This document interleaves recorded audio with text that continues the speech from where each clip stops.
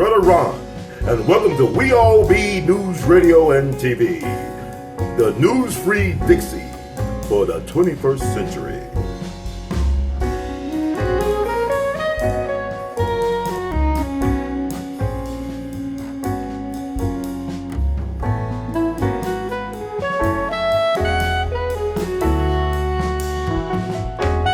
All right. Well, We All Be is honored to have on once again the one and only people's lawyer, people's champ, Brother Gavin Richard. He's going to give us a good legal wise counsel word from his point of view about what's going on in the current news cycle and beyond. How you doing tonight, sir? Dandy. Dan, I like that. Dandy. Okay. Excellent. It's great to have you on right now. There's a lot of stuff that we could talk about. But I know we talked about a couple of things. I just want to get your opinion about not just this thing, but also you mentioned the Lavar Ball ESPN situation.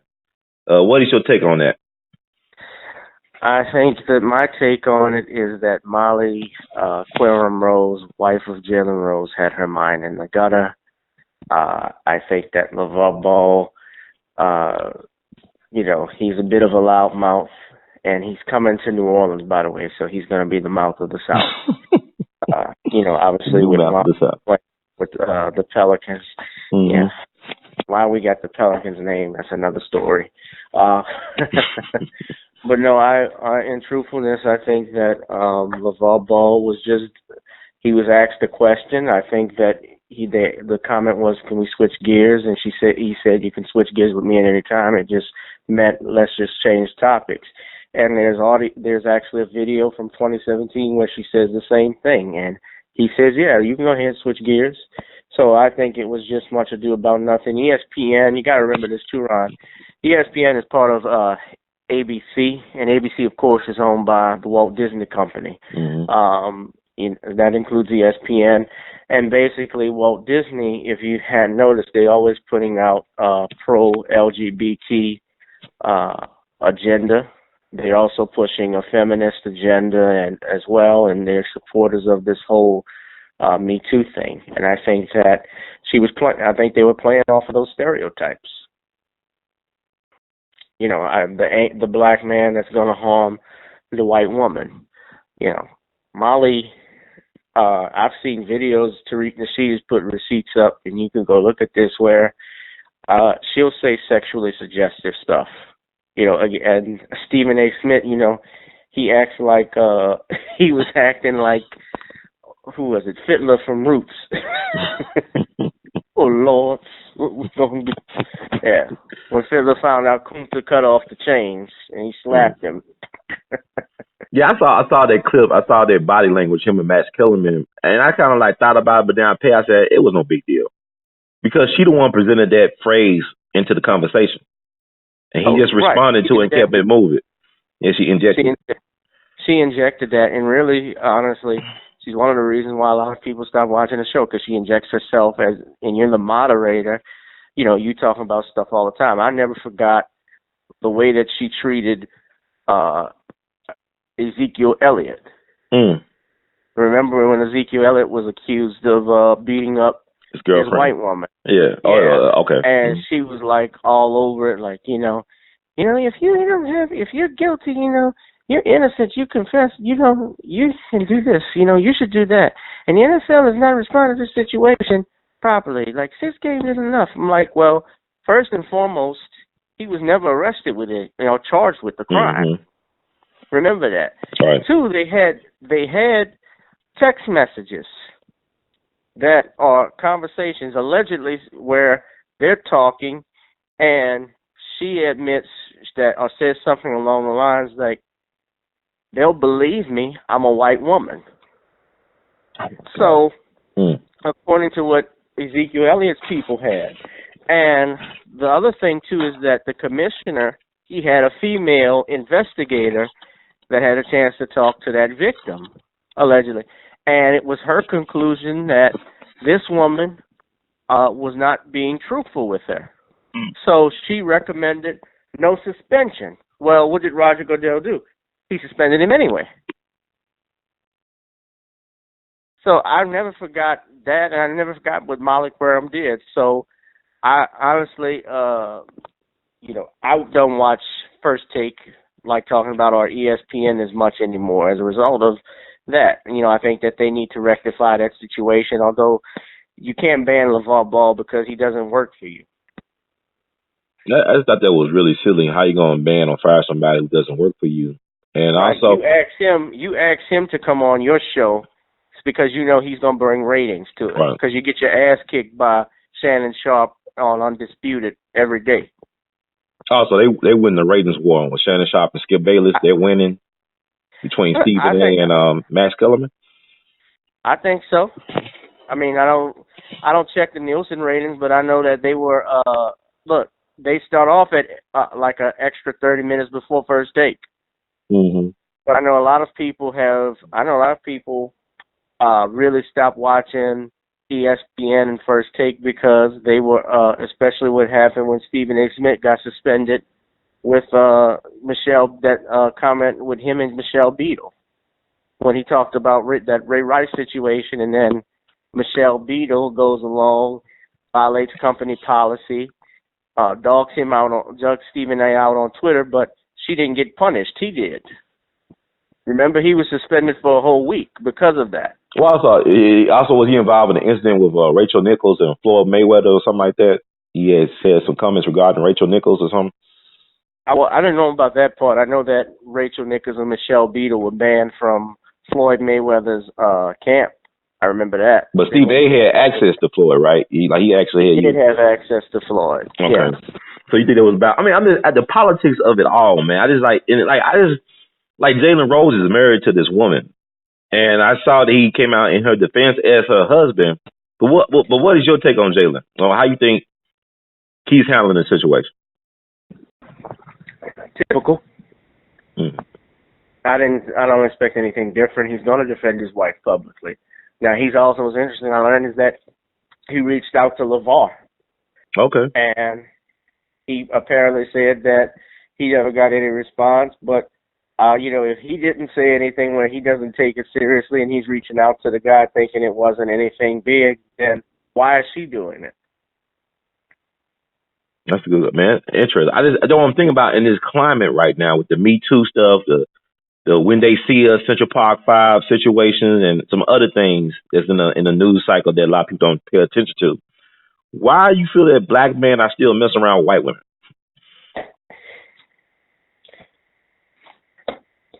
Not all black men. Let me tell you, not all black men, but why do you think some brothers still interested in dealing with white women? Our dicks are hard. Okay, that's a good question. And they're horny. I mean, women are horny. Yeah. I mean, it's part of nature. If somebody comes on to you, a beautiful woman, a woman comes on to you and you're horny, doesn't matter what she looks like, you probably would bang her. It's quite possible true. It is true. They hang around. Why do you think they hang around so many NBA athletes, NFL athletes? Well, of course, it's the money thing too, but they know that the men, they're attracted to that. Men are attracted to women that come on to them. Like, there's something about that. Like, I didn't have to work for that.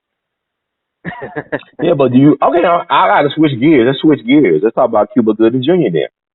Because what do you think about that situation? You know what? What I think is that he's innocent till proven guilty. I think it's, from what I've seen from the videotape, I think it's much ado about nothing unless they got something on him I didn't see. Mm-hmm. I saw the video. See that video? I mean, it's kind of fuzzy or something. Well, the videotape, you can't make out. You can see parties that are sitting there, but you can't really see his face, although they say that is him.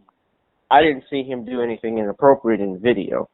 But what I find interesting, too, is that this woman is actually a friend of his girlfriend. And why hasn't the girlfriend said anything publicly? And they're both white women? Cuba is in the swirl. I know he's not married still. I know his wife was white or is white. Is he still married? No, he's not married. He's dating. Yeah. I mean, he just got there for white women. But why is it now after he's 50 years old that we hear about these so-called issues of Cuba? Well, I think it's just related to Cuba. I think any black male entertainer, like Eddie Griffin said on Vlad TV, they die with an asterisk by their name. You don't leave the business clean. Even if it's not a sexual assault case, they'll find something on, remember back in the day, it wasn't about sexual assault, it was about the IRS. Look what happened with Red Fox and Sammy Davis Jr. Mm-hmm. They defaced And Joe Louis. Right. Joe Louis. Peebo Bryson. The list goes on and on. I didn't know about Peebo. It was back in the day. I think they took his Grammy from something like that. They used to make really? jokes about it. It's like a long time ago. But it's sort of like Wesley Snipes. I mean, the IRS owed him money. He still went to jail. Yeah. Yeah, I know judges talked about that. Mm-hmm. Yeah, a whole new, so they took Peebo's Grammy for... That's the joke they have out there. But yeah, they always, like you said, nobody leaves the business clean. And I had a mentor friend of mine, Mr. Emerson A.L.L, who was Isaac Hayes High School band director. He kicked about the band and working for him at Stax. He worked for Simpson Jr. and so many other luminaries of the business. He told me that nobody dies a natural death in show business. Like we just had the recent acknowledgement of the passing of Michael Jackson on June 25th. 10 years. It's hard to believe it's been 10 years. And we saw that, like the hit piece they tried to do at the beginning of this year with Leaving Neverland and some other things. So what's your thoughts about Michael 10 years later? 10 years later, after Michael's death, I don't think the world, I don't think really we've recovered from it. Mm-hmm. Not just losing Michael, but we've lost Whitney during that time. We've lost Prince. Mm. It's just, we've lost so many icons. We lost Aretha. So many icons that are gone. Mm-hmm. And the sad thing about it is that we're not getting anyone that can replace them. Not that anybody could, but people that you could say is the next Michael Jackson or somebody that is close to the next, close to the level where they're real talented artists. The only ones we got left, legends that we have is, Frankie Beverly Mays and Stevie Wonder and Charlie Wilson. That's the only thing I can think of. What about, you don't think about Beyonce or Chris Brown, people like that? You don't consider them in that same category? They don't have, hell no. There's no disrespect to them. They're talented artists like Chris Brown. Mm-hmm. I think Michael even said he was the next one. But we look what happened to him though. Yeah, he got an asterisk by name. Chris Brown though too. On the thing about him, Michael changed the game. When you think of Michael and Prince, they really changed the game, being the first black artist on MTV. Being international superstars. Mm-hmm. Like there are children that are born out the womb that know who Michael Jackson is. Mm. They got people, indigenous people that don't even have television that know who Prince and Michael Jackson is, man. Just think about that. Mm-hmm. And I think, I think in all fairness, he got acquitted. We don't know a person's personal life, but I think that these two sisters that they had come on this documentary to do this documentary, I think they were lying. Mm-hmm. And it's evident in line. You can actually listen to some interviews your listeners can listen to where a girl named Brandy Jackson, she is the niece of Michael Jackson and the daughter of his older brother, Jackie. Mm-hmm. Where she dated one of the accusers, Wade Robinson, for several years when this assault was going on. And he never said anything to her about it. She never noticed any change in his behavior. Allegedly, he slept with Britney Spears while she was dating her. It's confirmed that he did from several sources, but I've even heard he was dating with Prince while they were married. Mm. Dating Prince, not dating Prince, dating Mate. He was sleeping around, so he burned a lot of bridges. Mm-hmm. That's why his career went south in Hollywood. From what I've been told, even this dude Safe Chuck, he got caught lying. He claimed he got raped in the train, in the train tower of Neverland in 1992 or 1991. The train tower wasn't even built until 1995 when they looked at the blueprints. Mm-hmm. So do you feel? Oh, go ahead. I'm sorry. Yeah. What you were going to say? Do you feel like Michael Jackson's legacy has not really taken a real hit? He's been really resilient in terms of his legacy. I think that his legacy stands as it has been. I don't see anybody. I know that in America, some countries they have taken his music off, but his legacy is what it is. Just like Bill Cosby. I can't erase what he did in the past. You can't erase the accomplishments that man did for black comedians and for television. Saving NBC from bankruptcy, having a #1 show for 5 years, tying All in the Family's record. With Michael selling more records than any other artist, having the biggest selling album of all time. That's something that still stands the test of time. The countless donations he gave to charities that come out. His legacy stands. Now, people can choose what they want to hear. People are going to believe what they want to believe, but it doesn't change anything. For me, it is what it is. I mean, what the most you can do is defame his character, although he's deceased. But you can't hurt him. Okay, go ahead. I'm sorry. All the shit you say, you can't hurt him.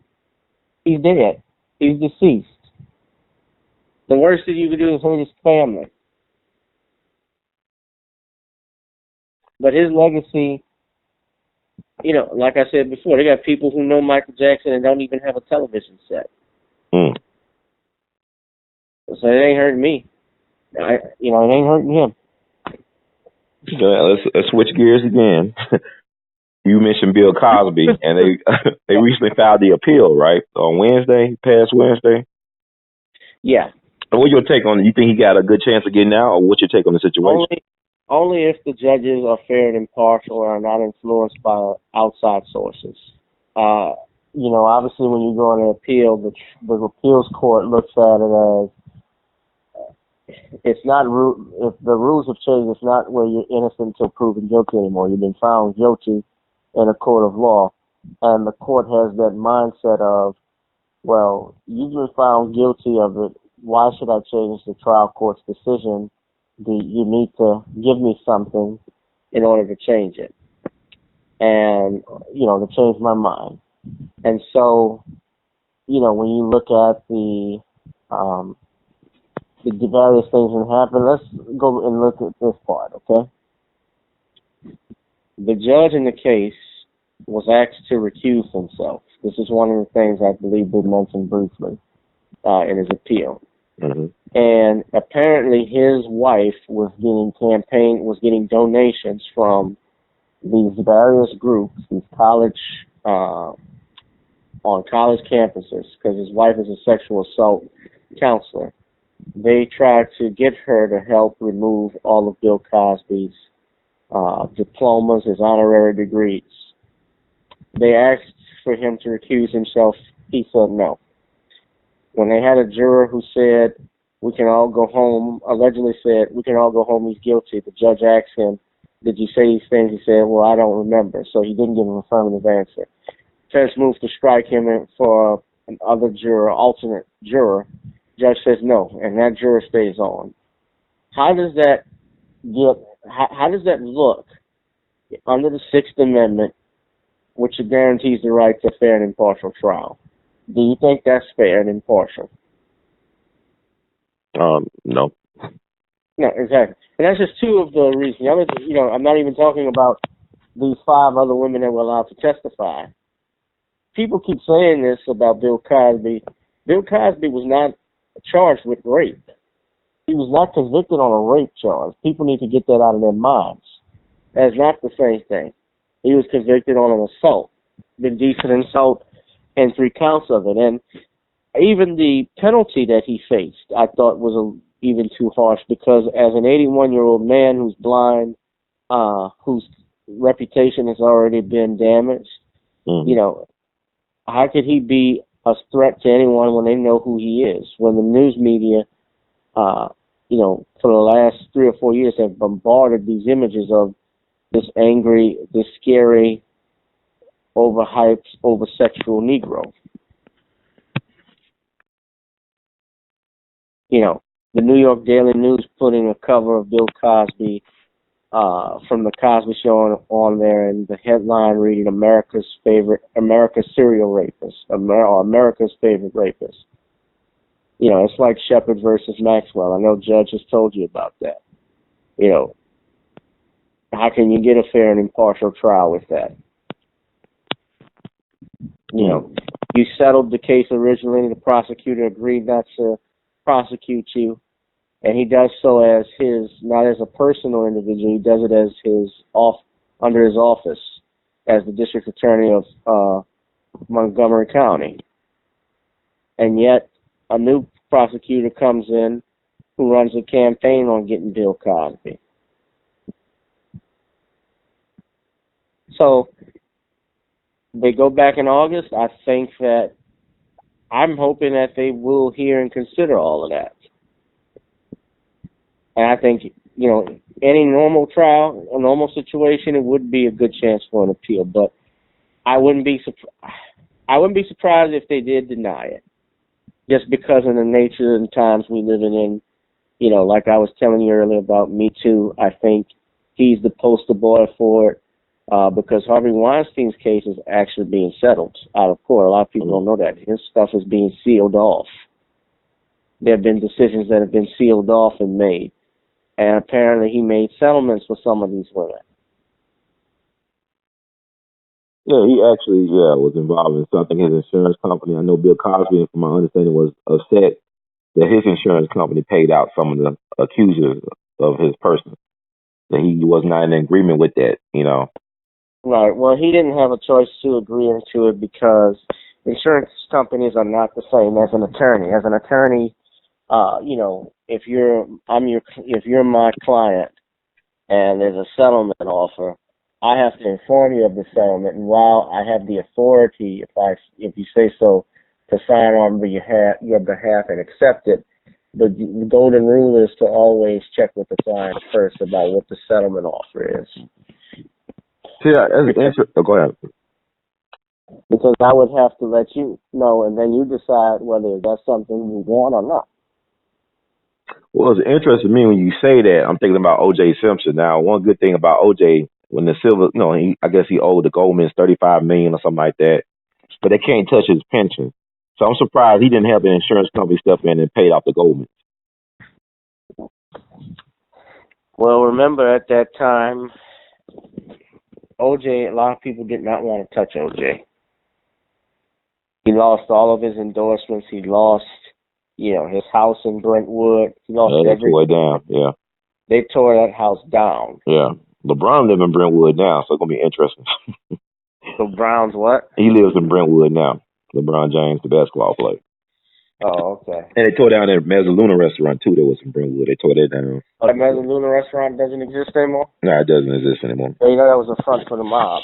Right. It is another story, but my thing is, go ahead. I heard things about Ron Goldman's stepfather, who's out of Chicago. I read in Dr. Henry Johnson's book, you can look at Double Cross for Blood. Mm-hmm. His brother book also has one about the phone records that were missing from the trial.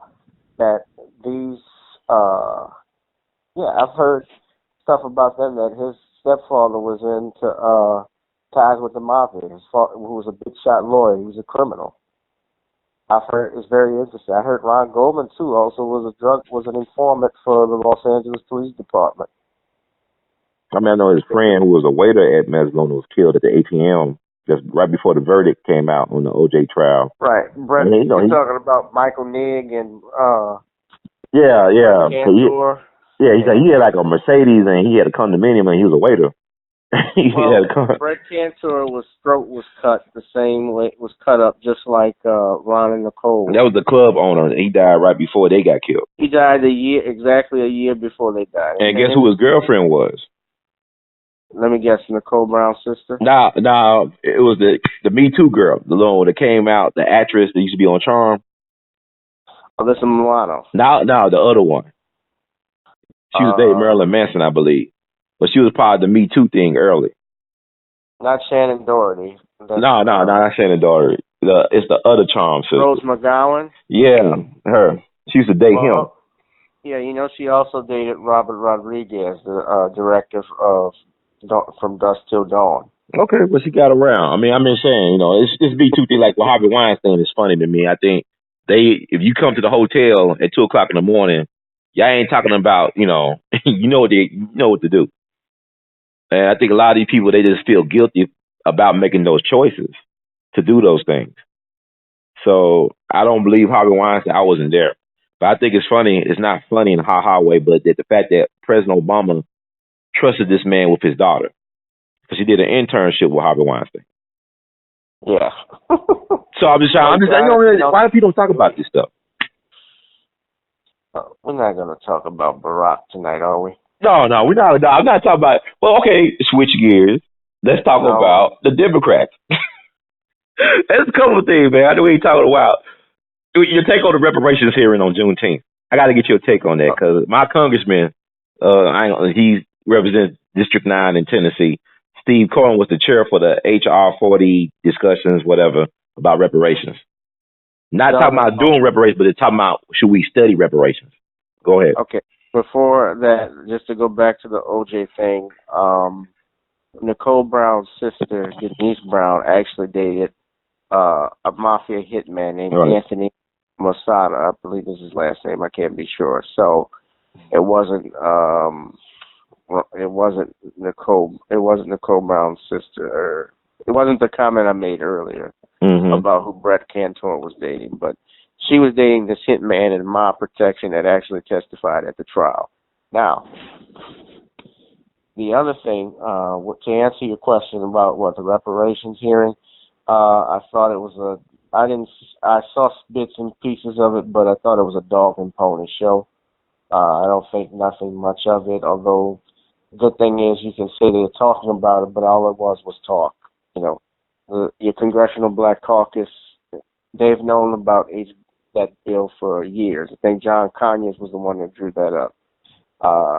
They never did anything with it, But what's interesting is that these same groups are going to be talking about the Dreamers program and, helping out LGBT, like John Lewis is talking about. So I don't have anything good to say about those Negroes. And that little gay coon that they had that's talked about he didn't believe in reparations. I saw videos of him dancing damn near naked all through New York in his underwear. Did you see that?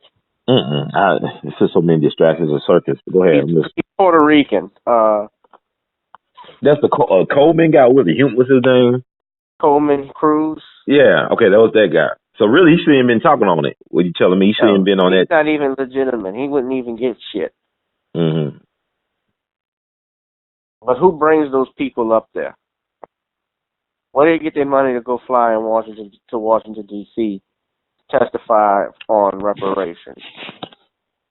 When you have a conversation about reparations, you need to have someone like Dr. Claude Anderson.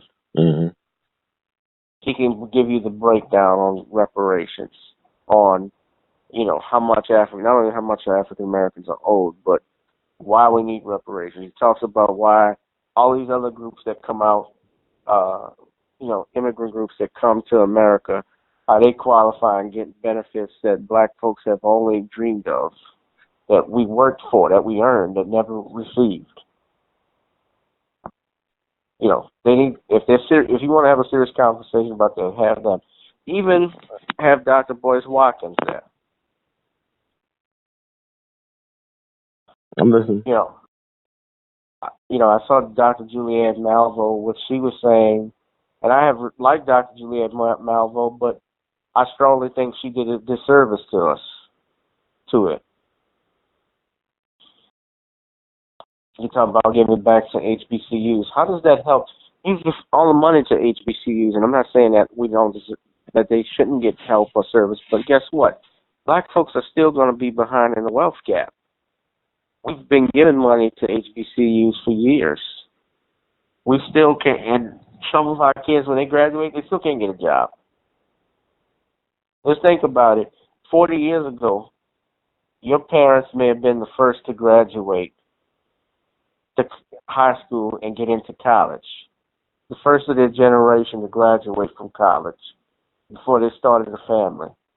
And they were, at that time, there was a demand, for you. When you got out of college, your college degree carried weight. It meant something. Fast forward, it doesn't mean anything. And when I say that, I'm not saying that you can't get anything from college or that you can't get a job when you get out of college. Depends on your field, but the demands are not what they were, back from the 70s and even in the 80s. It's just changed so differently now. The nation is in debt. You can't buy a home. Kids who are millennials, we can't buy our own homes. And buying a home, I've been thinking about this. I saw this interview. Someone said that buying a home is the worst investment you can ever make. And he said, why? He said, well, if you buy a home, first off, you're not owning the home. The bank owns the home. Remember, you're paying a note each month to keep the house, to keep from moving out of it. Because if you can't pay it, guess what happens? What? The bank forecloses on the note. So our kids don't have wealth. The wealth gap is not closing, excuse me. And I got Negroes I'm seeing that talking about, well, we don't need reparations, we need land. You had that Burgess Owens guy who he played football. I don't know what team he did.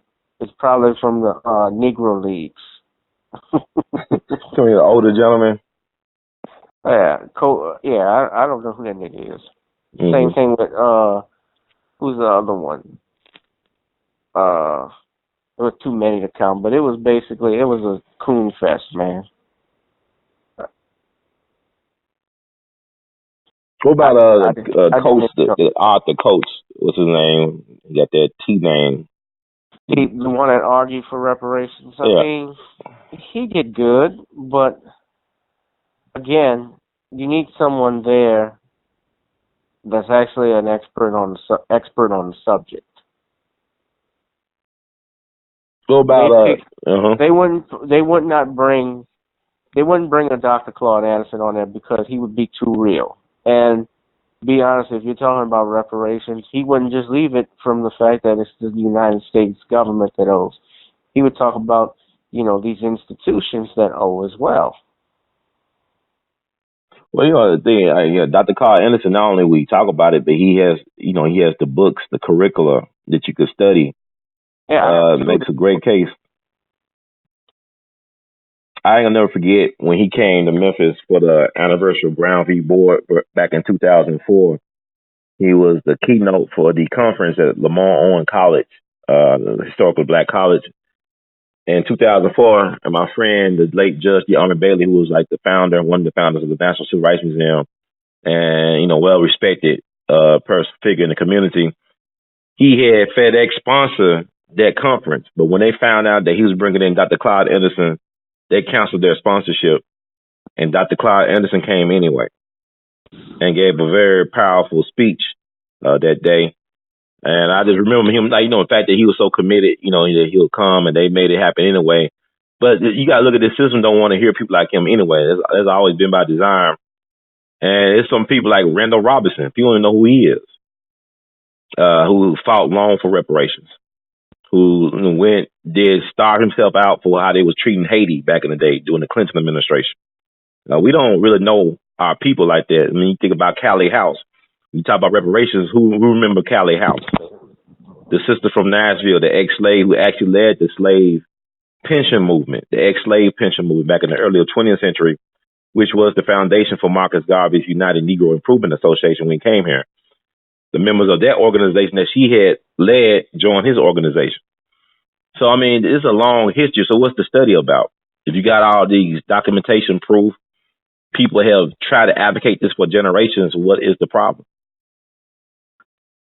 The problem is when you don't control anything, you're basically a slave.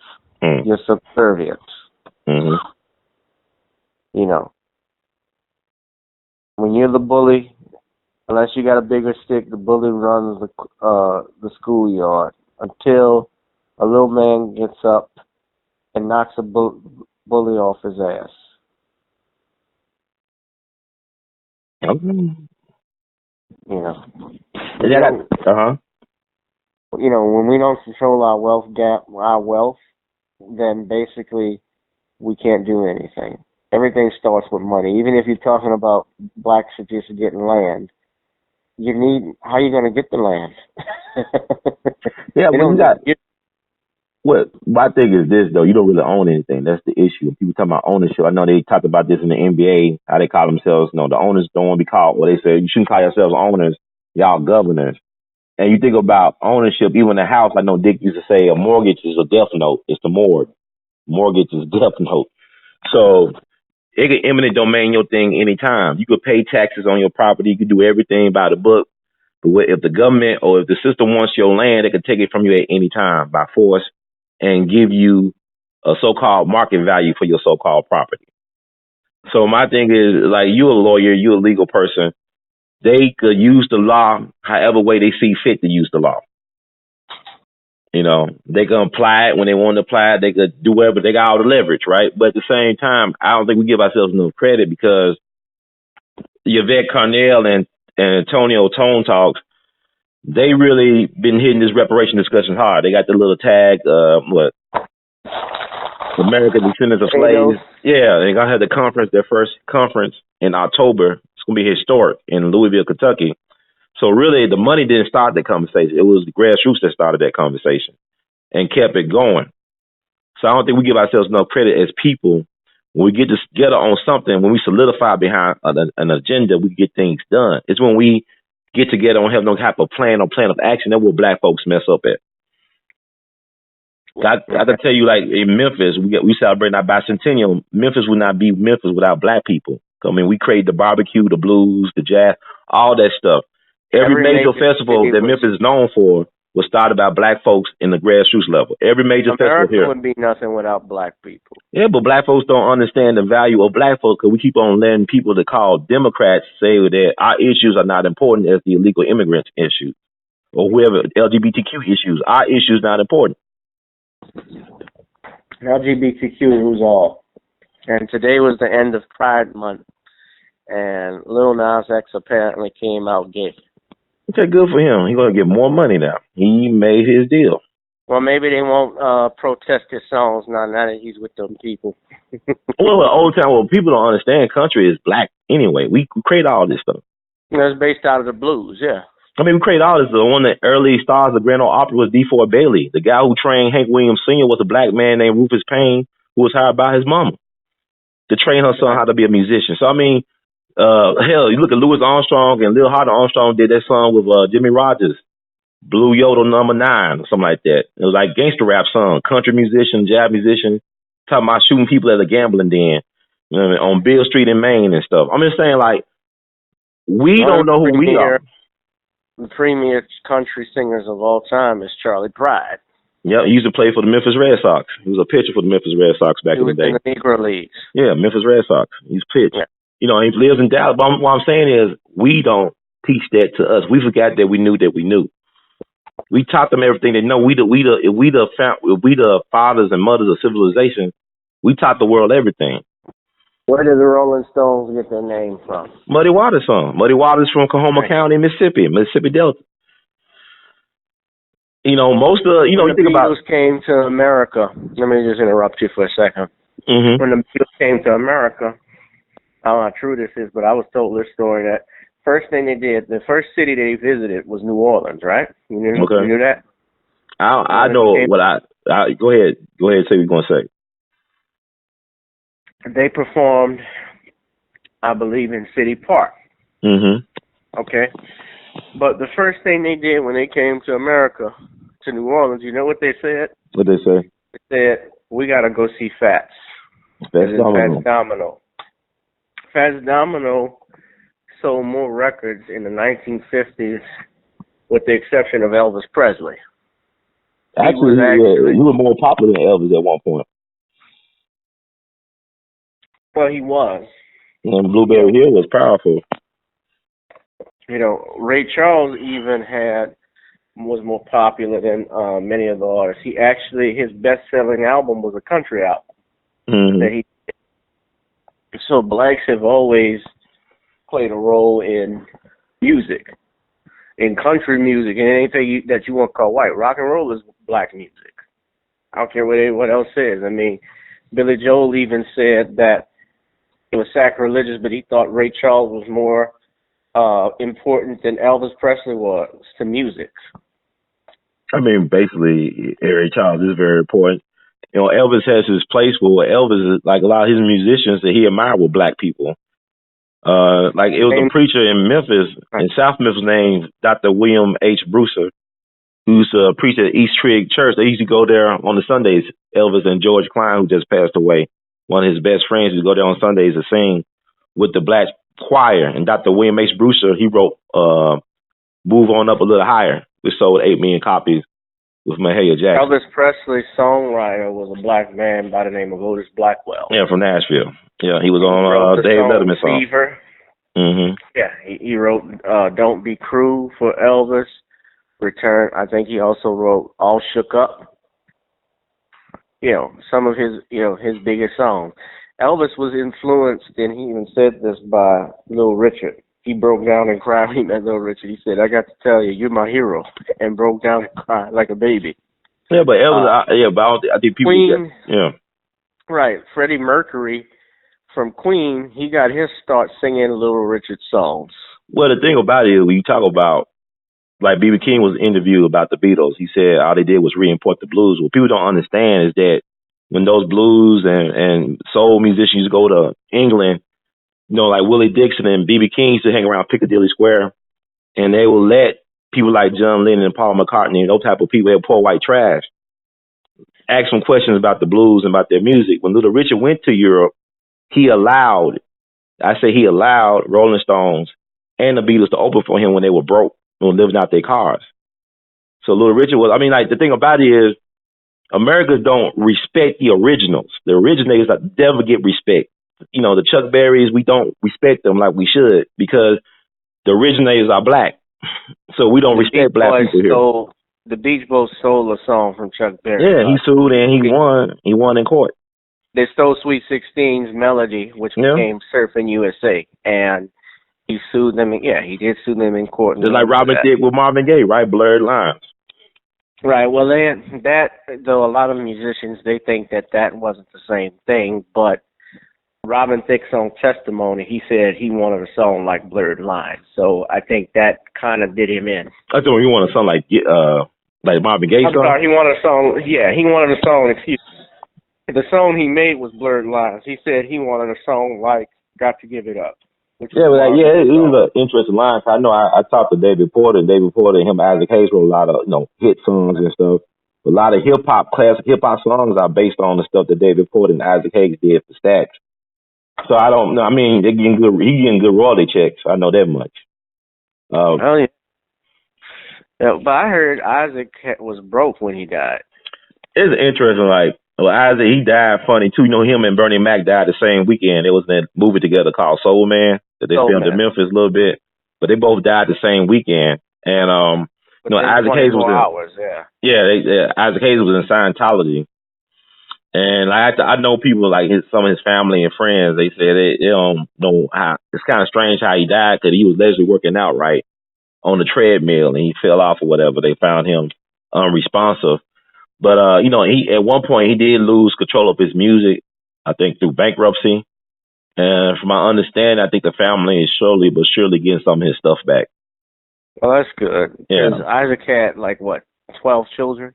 He had a lot of kids. Just like James Brown and Ray Charles. Be fruitful and multiply. Yeah, B.B. King say he had kids up in the 20s. And I don't know if they all his kids though, because he didn't do no blood test back in the day. Right, and they say he had a low sperm count from what I read. Yeah, well, who knows? I wasn't there. It could be his, Yeah. I'll take but one, right? I'll take one. Let's take one. Yeah. Johnny Taylor, remember that Johnny Taylor case, right? When he died, and he had all his kids come out the woodwork trying to get his estate. It's back in the early 2000s, around September 11th.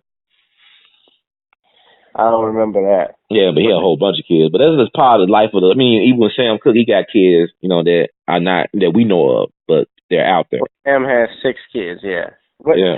I want to ask you this: when you talk, I know you're interviewing me, but I had a question. Since we talked about Michael, did Dick Gregory ever mention Michael to you about how they met? Now he never, not how they met. He just, he talked about how Michael was hydrated during the 2005 trial, and he took him up the coast to a facility because he couldn't trust what he was. He thought they were trying to poison him. Yeah, he said they were trying to kill me. Yeah, but I read his last book. He talked about how Michael was like some exceptional person. He wasn't like a normal person because he never had a childhood, like he said in so many words. Yeah.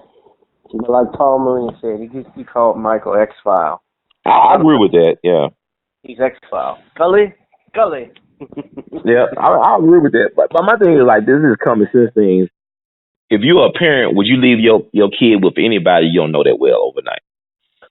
If you were a parent, you wouldn't leave your child with anybody I didn't know. And I sure as hell would not leave a guy, even with a guy that wears a glove and has a monkey.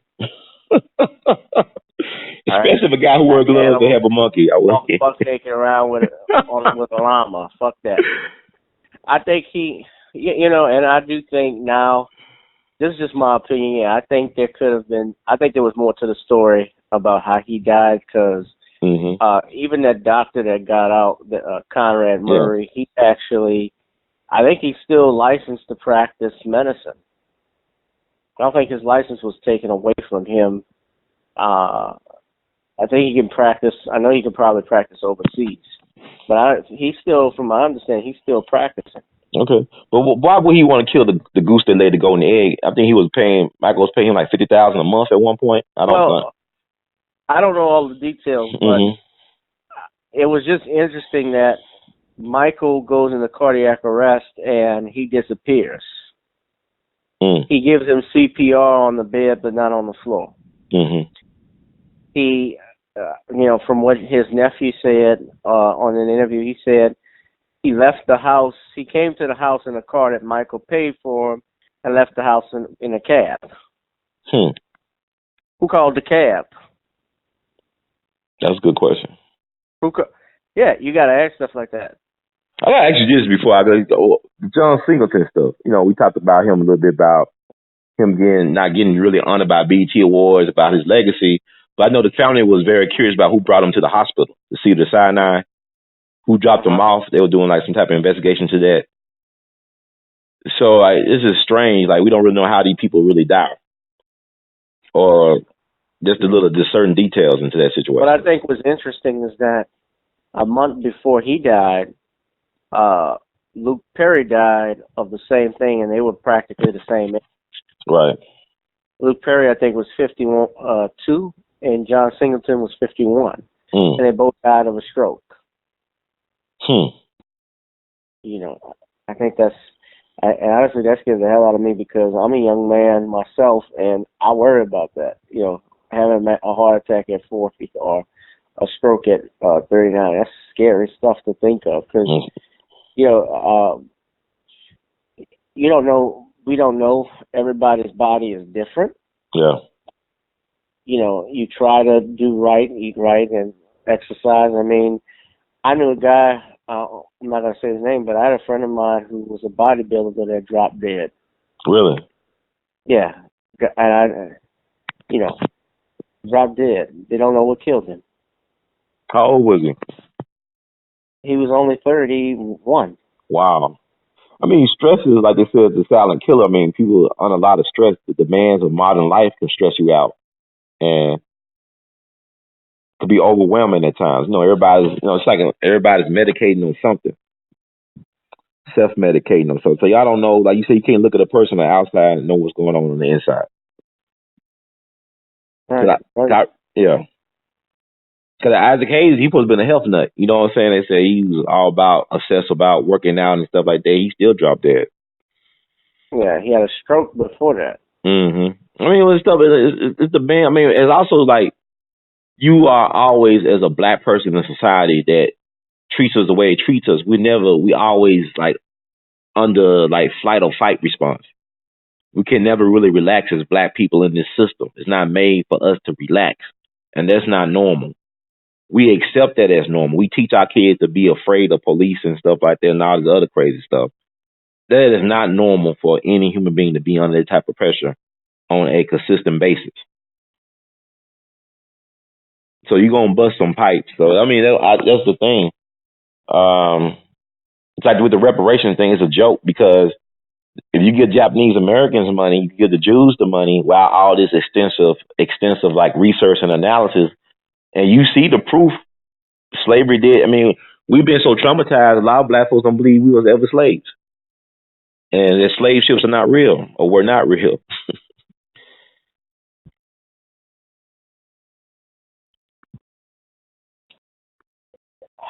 There's definitely conditioning that we think that way. We're, things that we see from our television media, our schools in particular, they don't teach our kids their history, like talking about it. They think everything started with slavery when it didn't. Mm-hmm.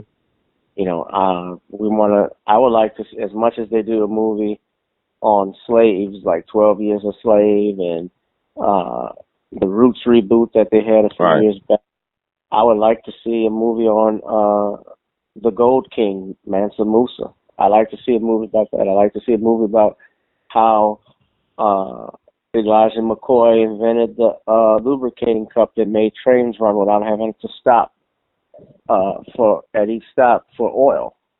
He changed that. Our kids don't know about the black inventors of different things like the washing machine, the stoplight, and practically everything black people invented. The elevator even was invented by a black man. Mm-hmm. The car was modeled by a black man before Henry Ford. Mm-hmm. Henry Ford's credited with mass production, not with the automobile. But who taught on mass production? Blacks. George Washington Carver. Yeah, George Washington Auto plant.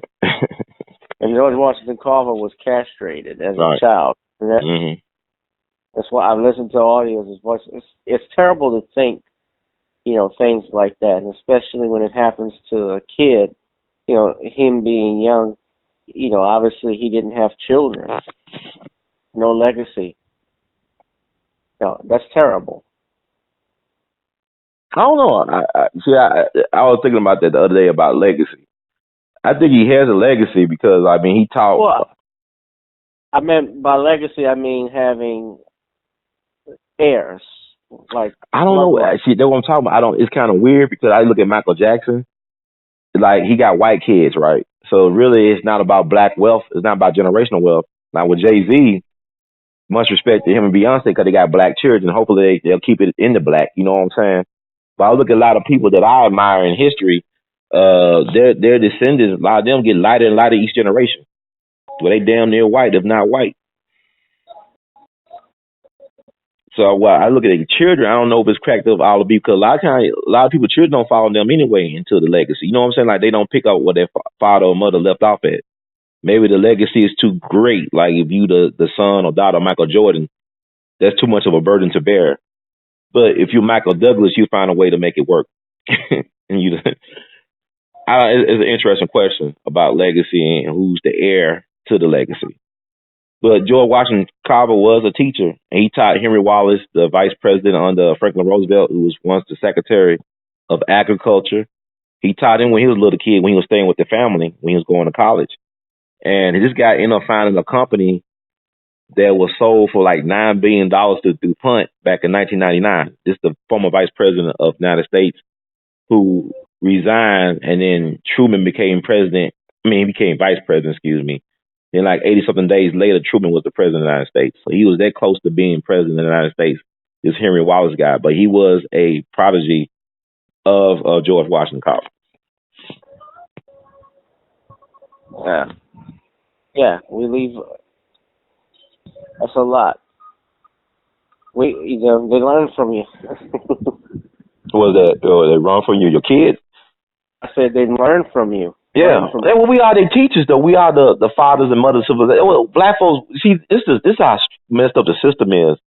They treat us like we're kids, no matter how old we are. We are in a state of arrested development as a people. We're not allowed to be men and women. We're allowed to be males and females and confused, but we're not allowed to be responsible for our own life. Like you talking about the talk of reparations. Black folks talking about let's put the money into education, or we don't know what to do with the money. That's how kids talk. We don't know what to do with it. I don't care if you splurge whatever your reparations is. Everybody do things differently with what they got with their resources. Mm-hmm. Some people are gonna splurge on Cadillacs and Nikes, and other people gonna buy stock in Cadillac and Nike. You know what I'm saying? Right. So I mean, I don't know why black folks are so obsessed with like, we don't know what to do with the money. We shouldn't have all the money, and we should have land. You don't know what to do with the land. Like you just said earlier, what land in Idaho, and where the land gonna be? Is it gonna be like a landfill? Because a lot of the land is poisoned. The environment has been poisoned by institutional racism and greed. It's places in Memphis that folks should be living in because of toxic dump. Like my grandparents' neighborhood. A lot of people got cancer over there, including my grandparents. And because they were by the Army depot, they were dumping all this toxic stuff into the land. And they got a Kellogg cereal plant over there. So you got waste in Dirt Town. Okay. In New Orleans. Mm-hmm. Yeah, found radioactive waste where they're supposed to be building a school. Right. What I'm talking about. We accept that insanity. That's insanity that we're dealing with. It's an insane system. It's a sociopathic, insane system. This system produces serial killers. Right. And we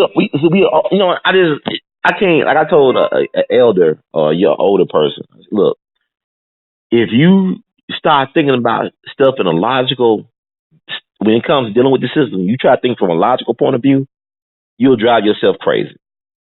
And in another way, you got to be a little bit off to be on. You got to be a little bit off because the system is awful. So you got to look at it because you're a black person or you're a person of color. You got to navigate this in a certain way. You got to think a different way from everybody. It's like when Miles Davis was asked, why you still stay in America, Miles? We appreciate you overseas. Like you go to Paris, you go all these places, we'll treat you like a god. He said, I need America for its tension. I need the tension of racism. So my music could be on point in a certain way. Cause like, you look at Miles, this is what I'm talking about. Miles was a Gemini, right? They portray him as an angry black man. But if you listen to his music, it puts you to sleep.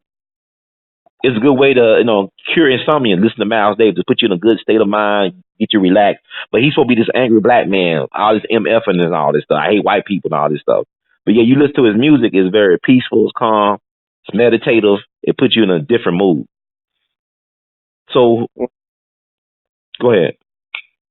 No, I'm listening. I'm saying, Yeah, but what I'm saying is that, like I saw the Buddy Bolden movie by Danny Pritzker, the billionaire dude, the heir to the Hyatt hotel chain. He's worth about $2 billion. He did this Buddy Bolden movie, right? He did two versions of the movie. He had one version, the earlier version had Dick Gregory as the older Buddy Bolden in the insane asylum, the Jackson State insane asylum down in Louisiana. But Dick was too old to really play Buddy because Buddy died at 54. In an insane institute, spending like 20 years of his life in an insane institution. But he did this movie and went and did the soundtrack. And I saw the movie. It wasn't in the movie theater that long, but I actually brought the movie from Amazon Prime. And I thought it was an interesting movie. Have you seen this movie? Okay. About Buddy Bolden, the first jazz musician from New Orleans. Right, that came out this year, I believe. Yeah, but it didn't stay there in the theaters that long, right? It was in one theater chain. It only came out in one theater here in Memphis, in the Memphis area. Then it was gone by the next weekend. It came out the first weekend of May. Then by, Friday it was gone the next weekend. But I had brought it online and I saw it.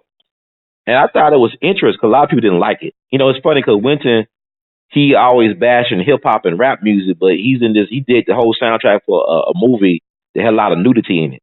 A lot of sex scenes, bordellos, Buddy Bolden screwing a lot of women. You know what I'm saying? All this stuff. There's like a lot of gratuitous nudity. And, but the soundtrack was pretty good because it went to Marcellus, right? And I liked the story because it told the story about Buddy Bolden and made him like the first rock and roll star. in American music history. Like, this is about drugs, sex, and rock and roll. This is as American as cherry pie or apple pie. And it shows, like, people, like, I know some of my friends, they didn't like the movie. I actually enjoyed the movie for what it was, because it painted the ugly side to the whole so-called American dream thing. And it shows the evils of the system, how it messed with the black genius mind. Because I don't know, Buddy went crazy because he had syphilis or because he drank too much alcohol or whatever. But there's the pressures of being a black man in a system that don't value your humanity. Even though you got all this creativity that you offer to the world you help create don't even have a place for you. And that's the frustration of black genius.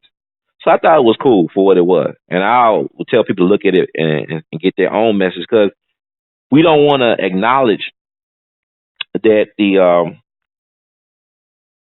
our women have been exploited for everybody else's gain. Jazz Storyville, right? New Orleans Storyville, the brothels and stuff. Even in Memphis, the first black millionaire of the South, Robert Church, he made his money through real estate with brothels. He had white prostitutes, giving him money and on top of his real estate. That's how he made his wealth. That's the foundation, and people don't want to talk about that. But you look at some of my greatest contributors, like Louis Armstrong. They came out the whorehouse in Storyville. His mama was a prostitute at one point. His first wife was a prostitute. James Brown mama was a prostitute. He grew up in a whorehouse. Shit, Richard Pryor, grandma was a madam. He grew up in the whorehouse. You know what I'm saying? Some of the greatest contributors to our culture came out the grimiest of situations. And so our so-called classical music came out the whorehouses and the field. And from people who were disenfranchised and broken, maybe not in the spirit, but just in the physical. You was meant to be broken people, but we got such a resilient spirit. So we should celebrate that, but we don't, because we're ashamed of our roots. You know why? We don't want to acknowledge that ugly chapter in our narrative.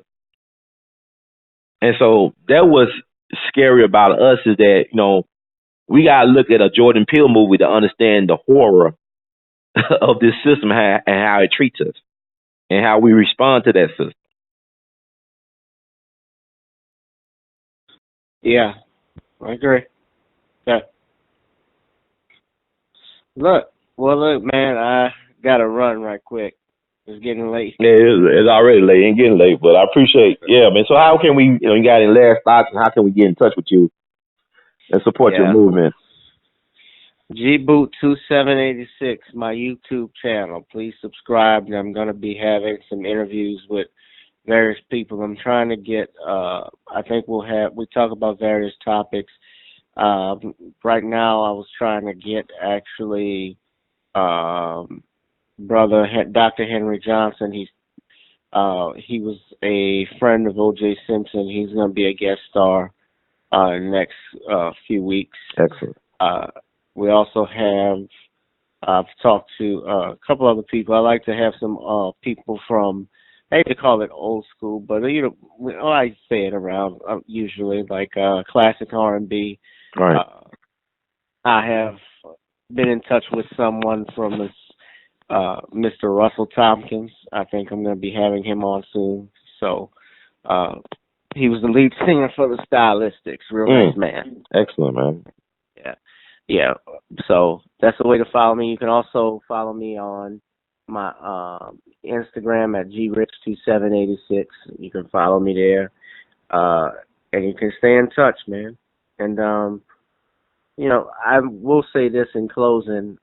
Thank you for, number one, having a platform like We All Be, that we can talk about things like this. It's important to have a difference in opinion, because we don't have news sources that represent us anymore. Or if we did, there were very little. So YouTube is, and this is new black media. And we can do shows like this. And these Negroes who don't represent us, who want to shame us into voting for the Democrats, shame us into going for Trump.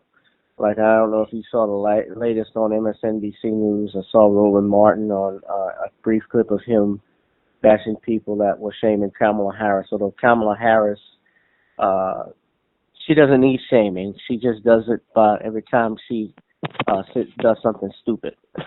Well, even her father got into it, right? Her father kind of like... Father got into it, yeah. Mm-hmm. So black people aren't shaming her because she's married to a white man. Black people are shaming her because of her record. Her record speaks for itself. When she was Attorney General in California, the things that she promoted, I would vote for, and really in truthfulness, she didn't identify. She identifies as Indian American. Mm-hmm. I find my memory serves me correct. She only became, started talking about African American, endorsing her blackness when you had, when she was on the Breakfast Club. Yeah, I hear you. And she's already said that she had no plans to do anything specifically for black people. Cory Booker's the same way. You can't shame people into voting for who they want because you don't want the Republicans to win. It doesn't work like that no more. And we're waking up, rightfully so.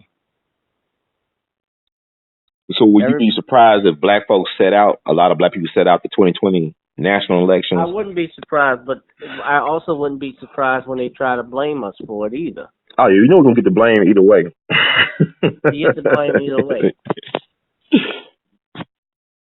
Yeah, man. So I look forward to catching up with you again. So much I wanted to touch upon, but I'm glad you brought that up as well. This, like you said, it's important to help black people. Go ahead. And another thing too, when you get someone like Joy Reid and Al Sharpton, you notice that after Obama got out of office, all of their shows either got canceled or they got demoted. Yeah. In some way. Mm-hmm. You're right. You notice that? I noticed that. Yes, sir. You don't have there's no need for you. They call them Negro whisperers or something. Yeah. Cause you remember, what's the old girl from New Orleans? There was a professor down there, used to be on MSNBC, light skinned, tragic mulatto type with the micro braids. Okay, not Melissa Harris Perry. Yeah, her. Yeah. Yeah, she went to another network. Tamron Hall got fired. Yeah, she just got a baby. Old baby. She had a baby by this white man, and she was getting all of this praise because of it. Yeah, that baby, like, I ain't gonna say nothing because I don't get you have a baby at a certain age is interesting. But good for her. Good for her, man. But but my thing is about, you said the new black media with YouTube. We gotta find another way to make this happen though, because YouTube, the way they're going, I don't know, man, by 2020 how it's gonna look for us in terms of new black media on that platform. Mm-hmm. I just think we need to have an exit strategy. Yeah. Well, get it together, black folks. It ain't over with yet. No, we still in the marathon continues, man. But thank you, Brother Gavin, for all your information, for the things you're doing. People, please support this platform because I truly enjoyed a lot of your recent videos as well. Your commentary is very much needed. And we need those opinions to be heard and amplified, through the drum, which is our platform. So thank you all. Brother Gavin, we love you madly. In the words of Duke Ellington, keep on producing and pushing. Until next time, the marathon continues. All right, peace. Peace. Peace and love, family. Yes, sir.